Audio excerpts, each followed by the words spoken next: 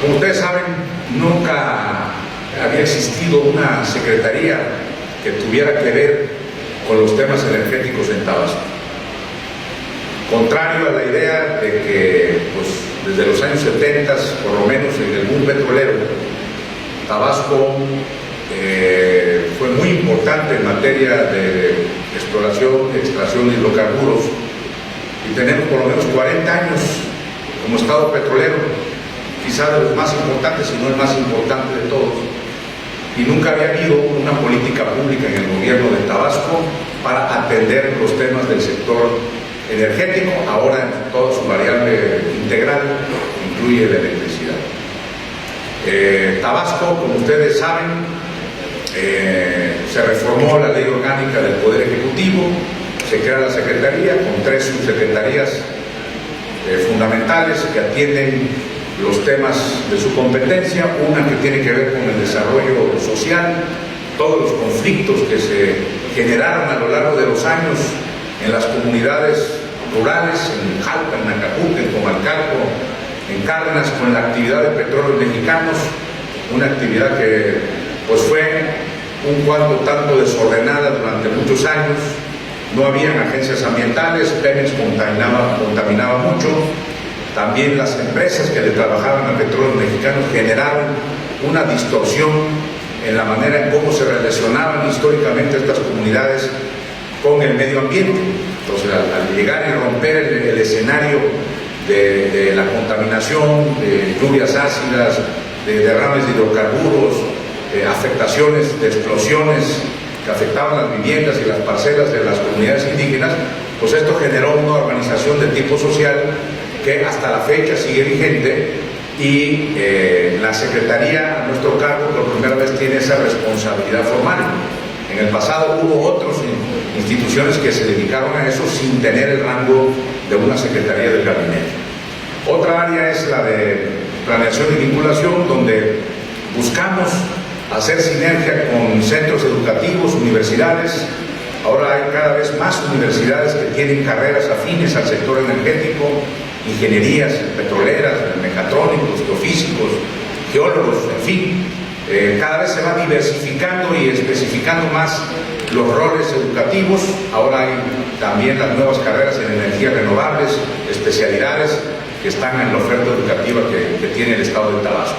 Entonces nosotros lo que buscamos en esta subsecretaría es precisamente enlazar a los centros educativos con las empresas del sector energético, porque ahora vienen muchas empresas, ahorita lo vamos a comentar, pero va a haber contratos que están en curso, que se van a ir aterrizando las inversiones y que van a ir necesariamente requiriendo de recursos humanos. Y la otra subsecretaría tiene que ver con un tema de la mayor relevancia en el país, que es la transición energética. Entendida la transición energética como el paso que tenemos que dar entre la utilización del 100% de combustibles fósiles a las energías renovables, energías limpias, energías no contaminantes como la fotovoltaica, la eólica, que ahorita vamos a dar unos datos más adelante. Entonces, esos son los 3 roles fundamentales de la Secretaría para el Desarrollo Energético, que estamos desde el 1 de enero trabajando, armando bancos de datos, armando programas de capacitación con las empresas para los estudiantes, convenios que hemos firmado, ya firmamos también uno con la Universidad Juárez Autónoma de Tabasco para que estudiantes puedan acceder a cursos gratuitos. Les otorgamos becas en las empresas para que hagan estadías, hagan sus servicios sociales, hagan prácticas en empresas del sector energético para las carreras afines. Todo eso lo venimos haciendo por las instrucciones que nos ha dado el gobernador del estado, Adán Augusto López Hernández. Y bueno, mencionamos que Tabasco ha sido desde tiempos inmemoriales un productor de petróleo. Ya desde finales del siglo XIX, con el padre Manuel Gil y Sáenz, y resulta que lo que encontraron fue un derrame de petróleo. Ya entrado el siglo XX, se nacionaliza Petróleos Mexicanos, se hace la expropiación petrolera, la actividad petrolera se desarrollaba en otros estados, como Veracruz, Tamaulipas. Sin embargo, el boom petrolero de los años 70 se da en el 74, se descubren grandes yacimientos muy importantes que juntos con los de Campeche, el litoral de Campeche, la sonda de Campeche y los campos del proyecto Cantarell llegaron a constituir la mayor parte, casi el 70% de la producción del hidrocarburo, del petróleo crudo que México vendía al mundo. Y esto nos puso como el principal estado productor de petróleo en tierra. Ahí ven ustedes una gráfica donde hoy en día, pues a datos de 2018, Tabasco es el estado mayor productor, fuera de lo que es las aguas territoriales, en tierra. Tabasco es el mayor productor, le sigue Veracruz, Chiapas, y en gas natural también somos el principal productor, arriba de Tamaulipas. Entonces, desde siempre hemos sido un estado con este enorme potencial. ¿Qué es lo que queremos nosotros como tabasqueños frente a toda esta nueva, si podemos denominarlo un nuevo boom petrolero? ¿Y por qué podemos hablar ahora en el año 2019 y los años por venir de un nuevo boom petrolero? Porque el boom petrolero de los años 70 de alguna manera se extinguió, porque, como ustedes saben, los pozos petroleros tienen un inicio de la producción, empiezan a subir la producción hasta que llegan a un pico y luego de ahí viene el declive de la producción, es decir, se va agotando el pozo.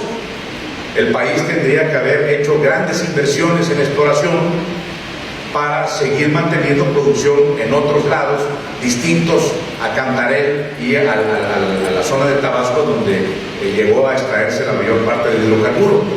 Se dejó de invertir en Pemex prácticamente desde finales de los 90. Hubo una disminución importante en las inversiones de la exploración y producción. Vemos también que en la Constitución General de la República, en el artículo 27, había una limitación para que los privados pudiesen participar en actividades petroleras de manera directa. Es decir, estaba considerado en la Constitución un monopolio para el Estado Nacional a través de Petróleos Mexicanos. Con la reforma energética de 2014, estas condicionantes cambiaron, se permite que puedan los privados, tanto empresas internacionales como nacionales, participar en la exploración y en la producción. No quiere decir que no lo hacían. Por supuesto que las empresas internacionales hacían la exploración y producción, pero lo hacían de manera ilegal. Lo hacían a través de contratos que fueron denominados contratos de servicios múltiples, y dentro de esas especificidades de los contratos hacían labores de exploración o subcontratados por Petróleos Mexicanos. Ahora lo pueden hacer de manera directa en asociación con Pemex, o de manera directa compartiendo la producción, como fue el caso de los 111 contratos de la reforma energética.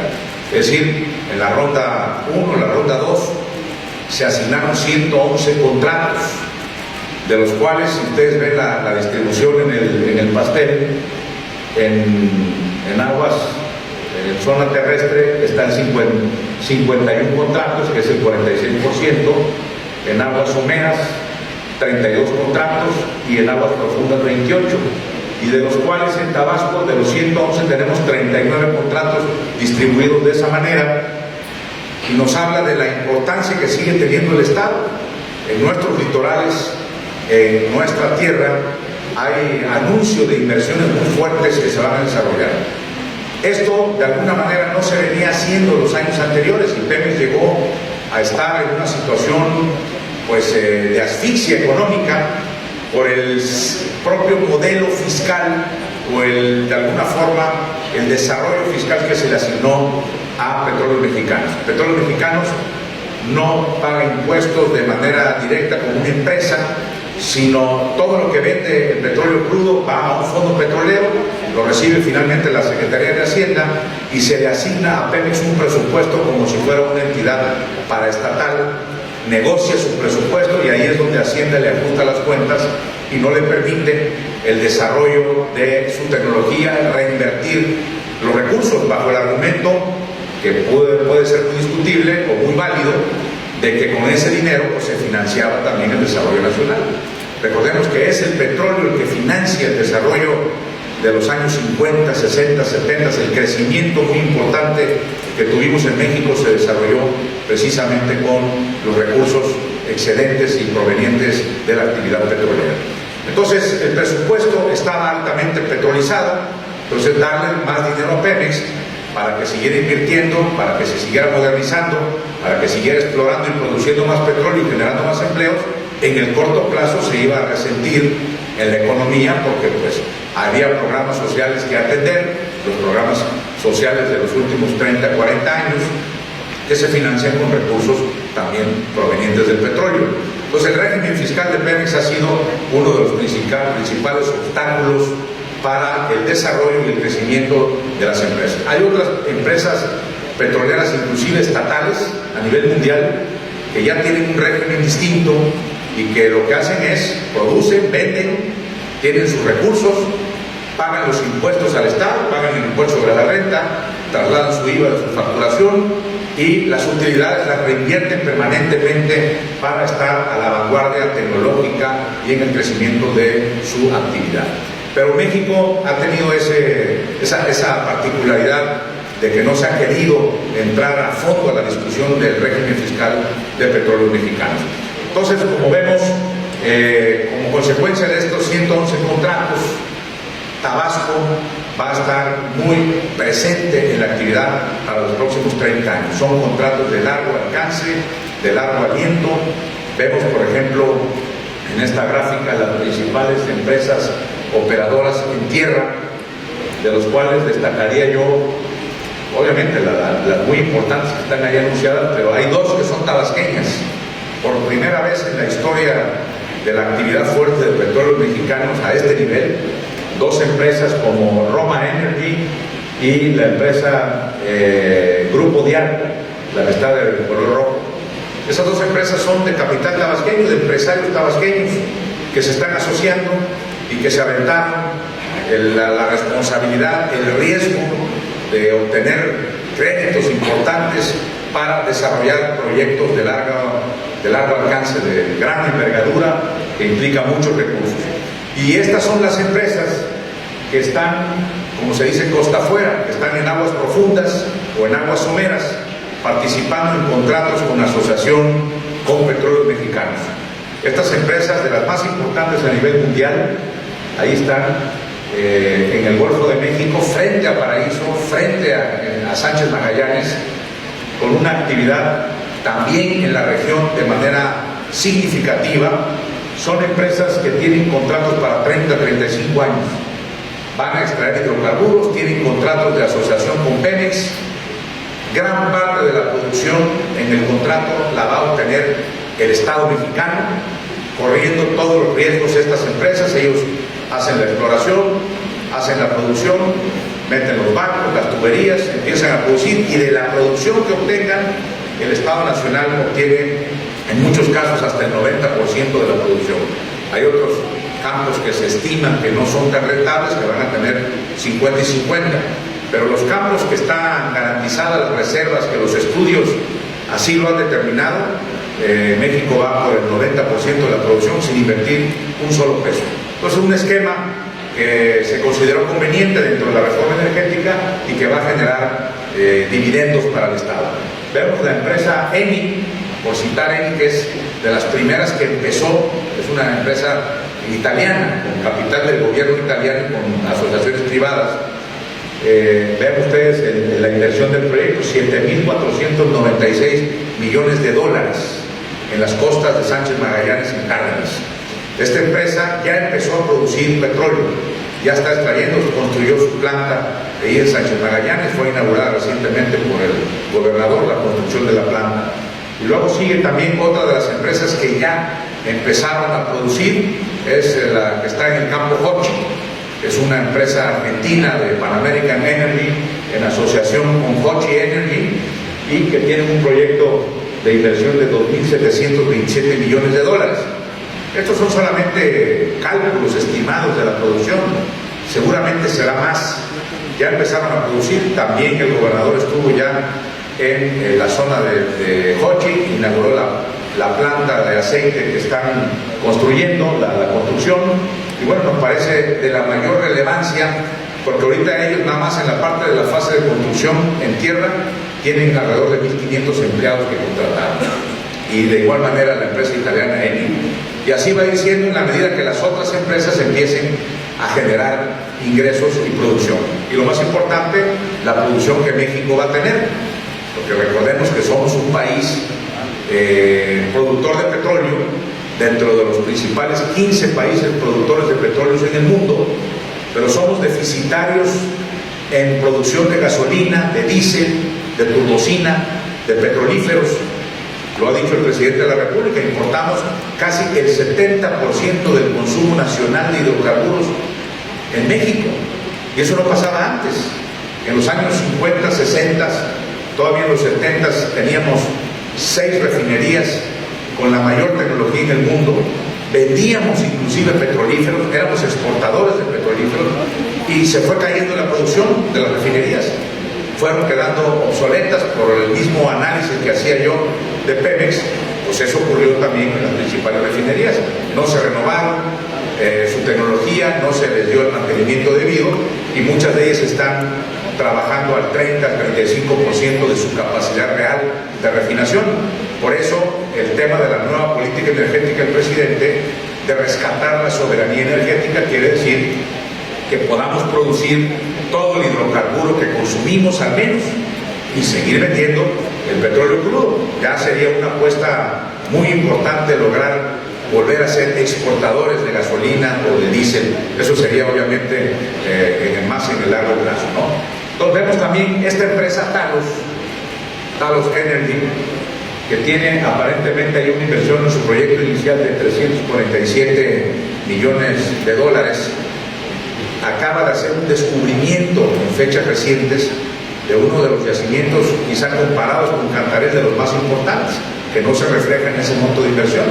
De hecho, ahorita está a discusión con Talos Energy, con el gobierno de México, en las reguladoras, porque en el contrato está de que este tipo de cosas pueden ser revisión de arbitrajes cuando se descubren grandes yacimientos.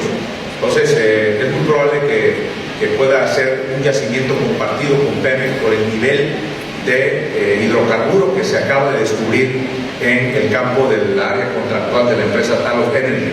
Es muy importante esto porque son cuestiones que no se tenían en el resorte. Pemex ya se le veía como un jugador más dentro del escenario, pero con minusvalía. Es decir, las grandes empresas petroleras del mundo iban a llegar con los contratos, y Pemex sin recursos, asfixiado, con una burocracia interna, con corrupción. Entonces no se veía cómo Pemex pudiera ser un competidor en el nuevo escenario energético con la participación privada.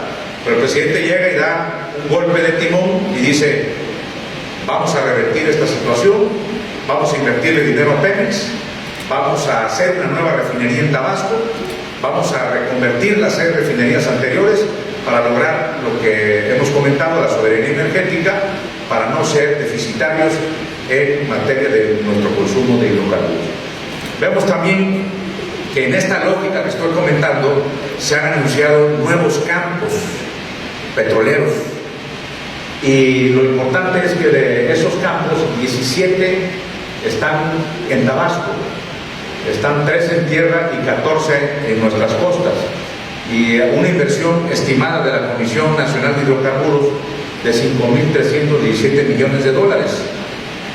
Pozos contemplados para perforar, ahí están las ubicaciones: en Paraíso, Comalcalco, Jalpa de Méndez, Centro, y las demás van a ser obviamente en aguas profundas y en aguas someras. Nuevos campos que se van a invertir el próximo año.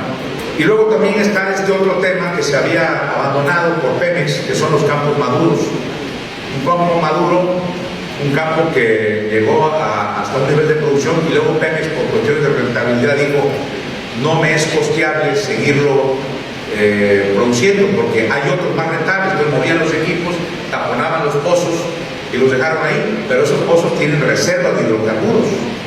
A eso le denominan campos maduros los expertos, y en otros casos los pozos se abandonaron por problemas políticos y sociales de las propias comunidades donde se desarrollaba la actividad de petróleo mexicano. Es decir, llegó a un punto tan complicado que los bloqueaban todos los días, les bloqueaban 3 meses la actividad, que no era rentable mantener los equipos, los riesgos, y Pemex decidía llevarse los equipos a otros pozos con mayor rentabilidad y con menor problemática. Pero hoy esos pozos que están determinados se van a asignar a través de contratos nuevos de servicios integrales a empresas privadas que van a correr los riesgos.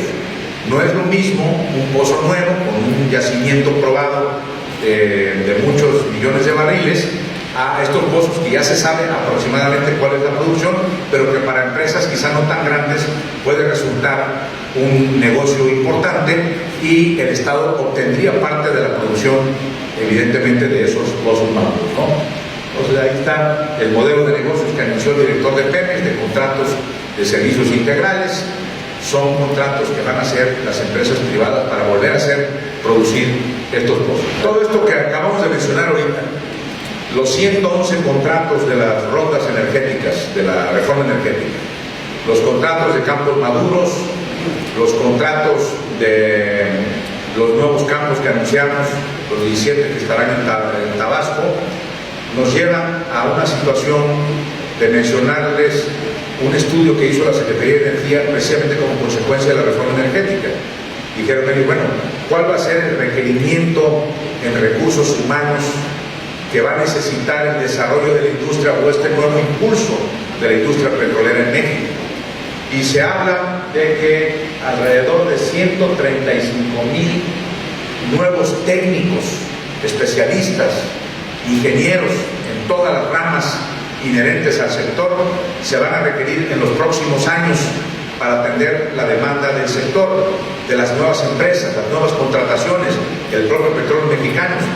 Y si a eso le sumamos las personas que se van a jubilar en el mismo periodo en Petróleos Mexicanos y en la Comisión Federal de Electricidad, para incluirlo dentro del tema del sector energético, pues entonces hablamos de 170,000 nuevos especialistas. No es cualquier tipo de empleado, requerimos ingenieros, mecatrónicos, geólogos, geofísicos, petroleros, en energías, y por eso es la importancia de seguir invirtiendo en la oferta educativa, que los institutos tecnológicos, las universidades continúen ampliando los programas de capacitación, haciendo especialidades, porque ya no basta solamente la licenciatura o el ser ingeniero petrolero.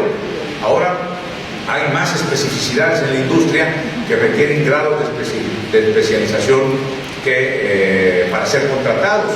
Y por eso es que estamos insistiendo, el gobernador ha insistido en este tema, en el presupuesto, para tratar de no frenar la oferta educativa que tiene que hacer Tabasco por su parte. Porque lo que queremos es que todo el capital humano, el mayor potencial de ese capital humano, de esos recursos humanos que tenemos, sean tabasqueños. Y no nos pase lo que ocurrió con el boom petrolero de los 70s, donde no teníamos una sola universidad que impartía, bueno, solo estaba la Universidad Juárez Autónoma de Tabasco en esa época, prácticamente no había ninguna universidad privada y no se impartía ninguna carrera afín al sector petrolero. Entonces todos los ingenieros tuvieron que venir de Veracruz, de Tamaulipas, de los lugares donde egresaban, donde habían esas ofertas educativas en otras partes del país. Ahora lo que queremos hacer es prepararnos para recibir estas contrataciones, estas inversiones, aportando los recursos humanos por parte del Estado. Bueno, dentro de los grandes proyectos anunciados por el presidente para obtener la soberanía energética, que se enclavan dentro de la logística de nuestro territorio tabasqueño, y yo aquí quiero hacer un paréntesis de que ha sido muy criticado el presidente, pues es que lo hizo en Tabasco porque es su estado y quiere beneficiar a su estado. Por supuesto que también puede haber algo de eso, pero la refinería de Dos Bocas está enmarcada, si logran ver un poquito en la pantalla, en un lugar perfecto para el tema de la refinación. Es decir, poner una refinería donde no hay petróleo crudo implica costos muy altos para el traslado del hidrocarburo crudo para ser refinado en la refinería, como ocurre, por ejemplo, en Salamanca, en Cadereyta. Hay que trasladar el petróleo en tuberías hasta esos centros de refinación con un costo altísimo para la producción finalmente, que lo paga el Estado mexicano. Aquí estamos encuadrados nada más y nada menos que en el puerto petrolero más importante del país, en Dos Bocas. Esta parte de acá es el puerto petrolero. Posteriormente, ahí tenemos 35, 40 años vendiendo petróleo crudo, cargando los buquetanques afuera del mar para vender a todo el mundo, a todos nuestros clientes internacionales. Y en los años 2000, prácticamente se concretó en el 2004, 2005, se concluyeron las inversiones para hacerle al puerto petrolero de Dos Bocas una ampliación, que es la parte de la izquierda. Se hizo las escolleras, se dragó el canal de acceso y se hizo un puerto comercial. Se instauró la administración portuaria integral de Dos Bocas, se hizo una zona comercial para los empresarios. Hay que decirlo también que eso no ha funcionado comercialmente porque no tenemos las condiciones todavía para exportar productos y recibir productos, que es el negocio de las fleteras, de las navieras.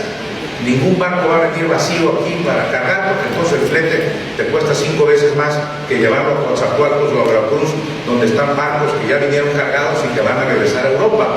Es un negocio de ida y vuelta, y el puerto no ha funcionado por esas funciones. Hablo del puerto comercial. Pero el terreno que ven allá en la parte verde se dejó desde hace muchos años como una reserva territorial del puerto petrolero de Dos Bocas. Es decir, se consideró que en el futuro el puerto podría ampliarse, podría requerir inversiones, tanques de almacenamiento de crudo para ir creciendo e ir vendiendo el hidrocarburo, sacándolo al mar, y se dejó 500 hectáreas, que son la parte verde que ven ustedes ahí. Ahí, ese río que se ve ahí, que finalmente desemboca en el mar, es el río Seco, que viene desde Cárdenas, que pasa por Comalcalco y que atraviesa además parte de la ciudad de Paraíso, y es uno de los atractivos de Puerto Ceiba. Ahí hay una zona de manglares, y en la orilla del río Seco, del lado de la refinería, también hay un poco de mangle. Eso se protegió. Todo lo demás era una selva de cocoteros. Ahí están las imágenes, las fotografías, los videos, las fotografías de satélite que demuestran que así fue.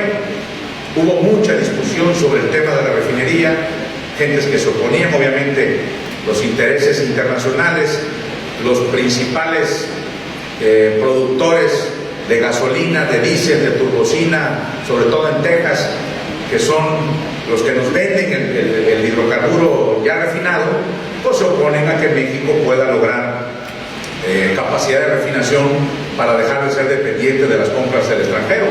Pues se les acaba el negocio. Empezaríamos nosotros a producir nuevamente lo que consumimos y también, ¿por qué no?, a exportar en el futuro. Entonces, el tema de la refinería fue muy discutido, voces a favor, voces en contra. Nosotros consideramos, y así lo ha establecido los argumentos de la Secretaría de Energía y del propio Petróleos Mexicanos, que está la refinería encuadrada en el lugar perfecto, logísticamente hablando, estructuralmente hablando. Ahí va a producir, ahí está el petróleo, ahí llega el Sistema Nacional de Ductos, de lo que se produce por lo menos en la zona sureste, y que es lo que va a alimentar la refinería de Dos Bocas. Vemos el monto de la inversión, 160,000 millones de pesos. No es una cosa menor. Vean ustedes, solamente por ilustrar un pequeño dato, el presupuesto del gobierno de Tabasco, que se aprobó el año pasado para el ejercicio de 2019, entre 52,000 y 53,000 millones de pesos, de los cuales el 92% es para pagar lo que se conoce como el gasto corriente, la nómina, pagar mantenimientos, pagar la luz, las rentas, todo lo que está fijo, que se considera gasto corriente, toda la papelería, las fotocopiadoras, todo lo que da servicio a la burocracia estatal. Y solamente un 8% tienen los gobiernos, en este caso el gobierno de Tabasco, de margen de maniobra para nuevos proyectos de inversión. Entonces, si hablamos nosotros de que de 53,000 millones de pesos en números redondos, el 8% es lo que se puede invertir en obras, imagínense lo que representa una inversión directa de 160,000 millones de pesos en 3 años. El presupuesto de Tabasco de 3 años, o sea, es decir, pero al 100% en obras.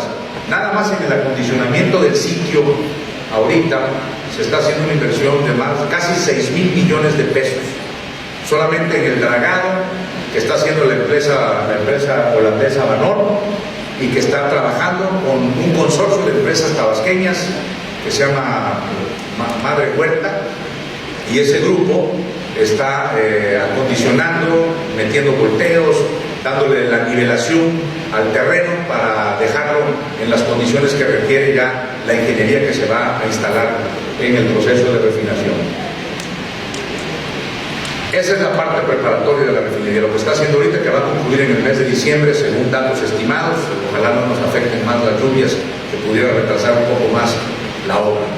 Y después están los 6 paquetes de refinación que incluye el gran contrato de la refinería, de los cuales ya se licitaron 5, falta uno por licitar, que tiene que ver con la infraestructura para el almacenamiento y manejo de productos. Ese se va a licitar en el mes de noviembre. Todos los demás ya fueron licitados, porque en una refinería, pues los que van a instalar las bombas de almacenamiento, los tanques, las bombas de hidrógeno, todas esas especialidades, que yo no soy ningún experto ni para nada, se tienen que mandar a hacer. Entonces, por eso ya se licitaron, para que los que van a entrar en el segundo año vengan prácticamente a instalar toda la ingeniería, los fierros, todo lo que va a requerir. Pero yo quiero destacar un dato importante aquí. Estas son las empresas que ganaron los paquetes. En la primera columna, la descripción de lo que va a hacer cada uno de ellos, y en la otra viene un dato que dice contenido nacional. Eso nunca se había hecho en el país en ese nivel con las empresas extranjeras. Vean, por ejemplo, el 96% de la primera, ese se le asignó ese porcentaje porque ahí lo gana una empresa mexicana que es ICA, una empresa de ingeniería de construcción, que se asocia con otra empresa Fluor. Entonces su predominante es mexicano y se le asigna el 96%. Quiere decir que tienen que contratar el 96% de su personal mexicano, servicios, capacitaciones, proveeduría de toda naturaleza, desde el que le provee los alimentos hasta el que le provee productos de limpieza, servicios de limpieza, etcétera, tienen que ser en ese porcentaje contratado personal mexicano. Y obviamente vamos a tratar, y ahorita lo vamos a comentar, de que mucho de eso sea tabasqueño, como ya ocurrió con la bolsa de trabajo que se hizo para la refinería. Se entregaron más de 30,000 currículos de toda naturaleza a estas empresas. El gobernador asistió a ese evento y ya están haciendo el proceso de entrevistas para la contratación de todos los niveles, desde albañiles hasta ingenieros, hasta especialistas, soldadores marinos, etcétera, etcétera.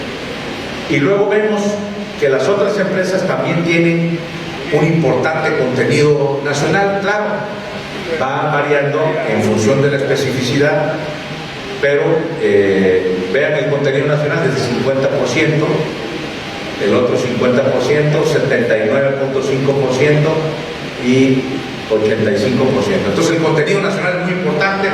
Se tiene que dejar parte para los extranjeros porque hay ingenieros, especialistas que luego no se encuentran en México y los tienen que traer las empresas de fuera. Pero es muy importante el porcentaje que se asignó para generar que recursos humanos locales y nacionales puedan incorporarse a los trabajos del proceso de producción de la refinería.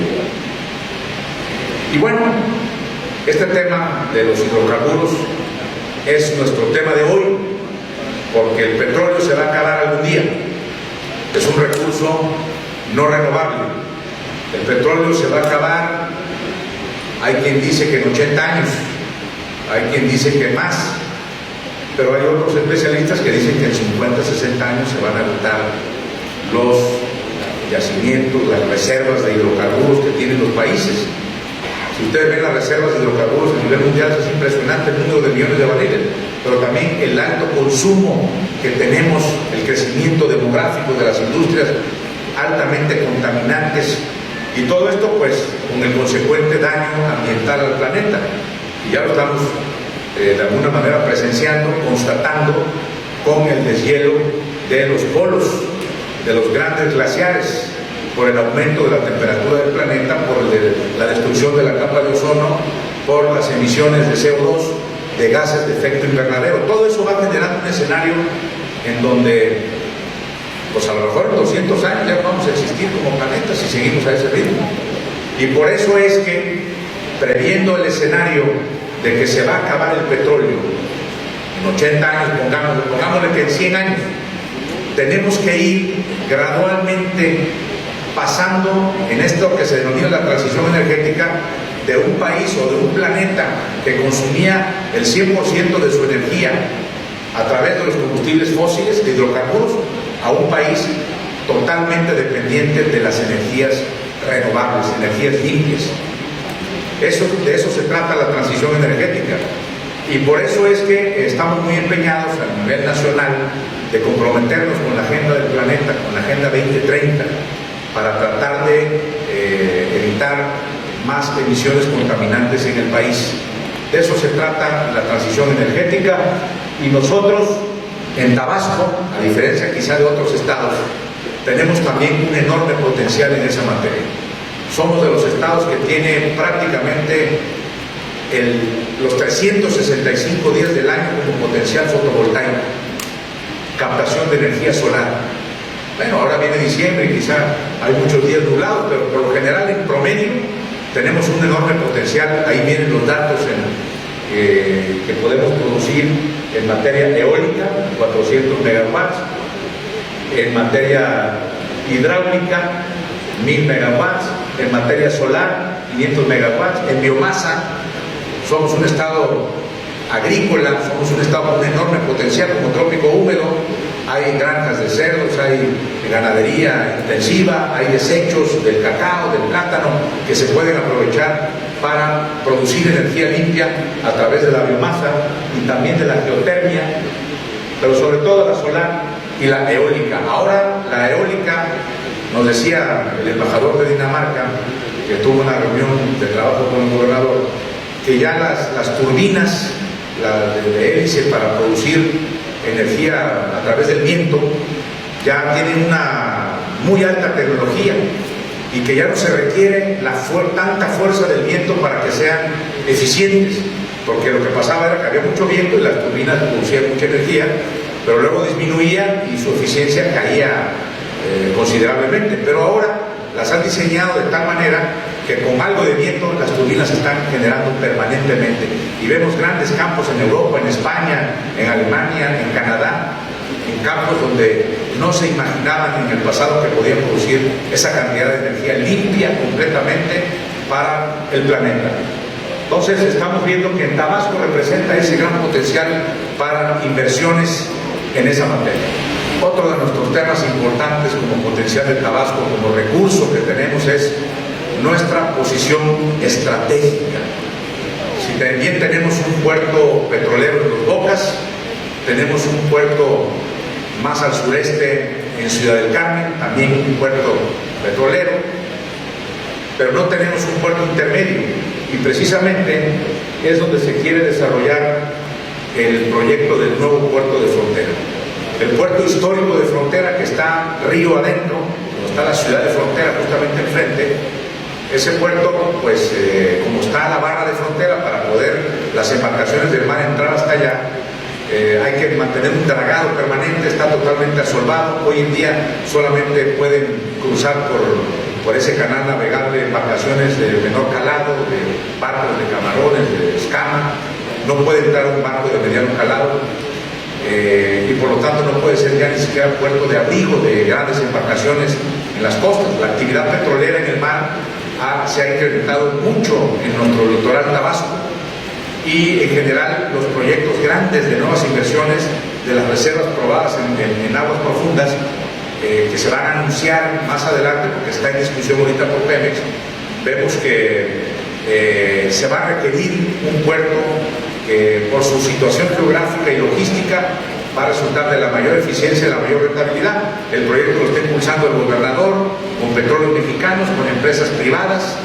No se haría ya en el viejo puerto de frontera, sino se haría, no tengo una foto exacta aquí del puerto, pero se haría en lo que se conoce como el canal lateral del lado izquierdo. Ahí hay como una especie de área natural para desarrollar el puerto, para construirlo frente al mar, dragar hacer las escolleras y la inversión. Ese puerto daría muchísimo servicio a todas las embarcaciones petroleras. No podrían ustedes imaginarse el tráfico marino que hay hoy en día en el Golfo de México, de embarcaciones de todo el mundo que dan servicio a las plataformas, a los nuevos contratos que anunciamos ahorita, que están en procesos de exploración y que van a empezar a la producción. Todo eso se requieren puertos para el avituallamiento, para el mantenimiento de las embarcaciones, para puerto de abrigo, para suministro de agua dulce, para todas las instalaciones petroleras. Y no lo tenemos, está Ciudad del Carmen y está Dos Bocas, pero justamente en el centro está Frontera. Entonces es un proyecto muy importante que se va a desarrollar, seguramente se va a concretar el próximo año. Y bueno, ya para no alargar tanto, ¿qué tenemos que hacer nosotros como gobierno del Estado, como el gobierno federal, los ayuntamientos? Tenemos que hacer muchas cosas para que podamos consolidar efectivamente a Tabasco como una capital energética del país, que ya lo somos, pero tenemos que hacerlo de una manera contundente, es decir, que ya no haya ningún lugar a dudas de que Tabasco, que Villahermosa debe ser la capital energética por su producción de petróleo, por su situación geográfica, porque tenemos un puerto petrolero, pero además vamos a tener una refinería y porque además vamos a hacer otro puerto petrolero, y todo esto en una visión de largo alcance va a poner a Tabasco sin duda alguna en un escenario muy distinto del que hemos vivido los últimos años. Entonces, Tabasco tiene que ser un centro logístico de operaciones petroleras moderno, con nuevas vías de comunicación, con más carreteras, con infraestructura portuaria de primer nivel. Eso es lo que estamos hablando, es lo que queremos impulsar, eso es lo que el gobernador platica con el presidente de la República, y el presidente tiene claro eso, no es solamente porque es su estado, sino porque aquí está el enorme potencial para explotar y detonar nuestra industria de hidrocarburos. Y hay que hacer sinergia con muchas cosas, con las empresas. Tabasco tiene que ser un lugar donde se favorezcan las inversiones. Tenemos que combatir la inseguridad pública, los problemas en las comunidades que mencionaba yo, que no dejan trabajar a las empresas y al petróleo mexicano porque reivindican, a veces de manera legítima, hay que decirlo, hay una contaminación y luego no se quiere pagar por parte de las empresas o por parte de Pemex. Tenemos que decirlo así. Pero también es cierto que muchos rivales, delincuencia organizada, se han apoderado de ese negocio y hoy en día hay mucha extorsión que surge de esa manera. Obtienen dividendos, obtienen recursos, hacen rehenes a las empresas y a Pemex, y pues lo más fácil es, o ha sido, una política perversa de decir, bueno, pues paguemos el total, pues finalmente lo que nos piden es nada en comparación de lo que producimos y las ganancias que deja el negocio de los hidrocarburos. Pero eso se ha convertido en un círculo vicioso, en una espiral que se les ha revertido, porque hoy muchas de las operaciones son tardadas, son lentas, son obstaculizadas por estos grupos delincuenciales, que se están combatiendo de manera muy directa. Inclusive el gobernador impulsó una reforma al Código Penal, que fue muy criticada y que nos le decían ley garrote, otros le dicen una ley anti-extorsión, porque es lo que realmente es. El delito de extorsión está tipificado en el Código Penal, siempre ha estado, pero no estaba asociado y agravado a la parte de bloqueos de caminos cuando se media un dinero de por medio. Es decir, estos grupos lo que hacen es bloquear y o me das dinero o aquí me quedo 15 días. Entonces se buscó la manera de que esa tipificación se pusiera como extorsión grave para poder ser detenido. De otra manera, pues simplemente se amparaban en el derecho de libertad de manifestación, de tránsito, pero estaban obstaculizando y haciendo perder al Estado mexicano miles de millones de dólares. Cuando un pozo está detenido 6 meses y deja de producir 6 meses, pues simplemente son daños a la nación, daños a nuestro presupuesto. Entonces, sí a que se les pague a los que realmente son afectados, porque sigue habiendo accidentes, pues obviamente la industria petrolera no es exenta de eso. Hay a veces derrames de hidrocarburos, hay explosiones, pues no a propósito, pero son parte de la propia dinámica de la actividad petrolera. Y cuando hay ese tipo de situaciones, tiene que pagar Petróleos Mexicanos, y entonces ahí es donde el Estado también está haciendo su parte para estas consolidaciones. Entonces Tabasco tiene que ser un lugar donde sea propicio para las inversiones. Lo que no queremos es que la gente diga, oye, yo no voy a ir a invertir a Tabasco porque cualquier dinero que yo ponga en materia de hidrocarburos, o para qué participo en el contrato tal de Pemex, si cuando me asignen el contrato no lo voy a poder operar, o los costos van a ser altísimos por la corrupción y la extorsión que existe. Entonces todo eso tenemos que irlo trabajando, sabiendo la complejidad del problema, pero abonándonos a eso, ¿no? Tenemos que avanzar en nuestro desarrollo y formación académica, lo decíamos hace un rato, tener gente más preparada, más docentes preparados, para que tengamos recursos humanos que estén a la altura de los requerimientos de la industria, porque Tabasco va a ser precisamente ese potencial que queremos a todos. Muchísimas gracias, muy amable.